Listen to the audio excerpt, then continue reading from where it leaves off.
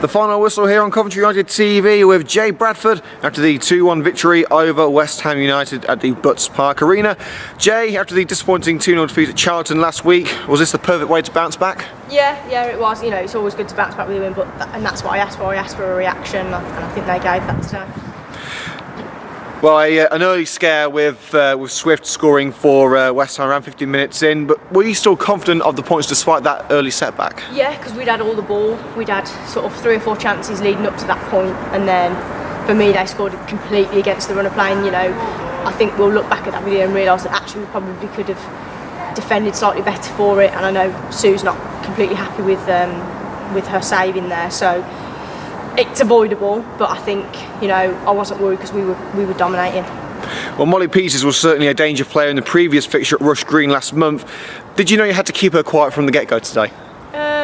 Yeah, I guess so. I mean, obviously, you know, we know that West Ham style is to kind of look for her at any opportunity, and I understand why. You know, she's a talent.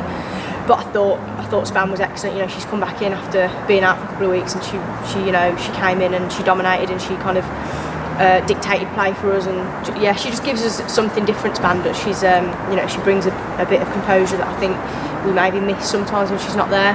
But yeah, I thought Span dealt with her perfectly. Well, talking of Anna Wilcox, she and Keely Davis came back from injuries there, first starts for a while. How did they perform today? I thought they were both excellent. I know, like, Keely's struggling at the end a little bit there, but her desire for this team is excellent. You know, she took a little bit of a knock to the ribs, but you know, the last sort of, you get to like the 91st minute and she's picking the ball up on the halfway line, taking 3 players on. That says a lot about her character. And you know, same for Span, who's come back in after was kind of pulling her out because she took a bit of knocks to the head against Stevenage. They're the kind of players that win your game, and they're the kind of players that you need. Well, Ali Hall was virtually marked out of the game. You could see why after scoring 2 goals against West Ham in the previous fixture. Was that to be expected? Yeah, you know, teams are clever. You know, they do their homework. But I thought Ali contributed. I thought, despite not maybe scoring or kind of having direct impact on the play, she was pulling her centre half away, allowing people like Masters getting behind, allowing space for Keely and Amber and Helen and all those sorts of players. So Ali's clever. Her movement's good. So even if she's not directly involved, she'll do something that impacts it and kind of helps the team win. And finally, a personal accolade for you in recent weeks. So you received the Manager of the Month award. Was that a surprise? And what can you say to your players for helping you get that award?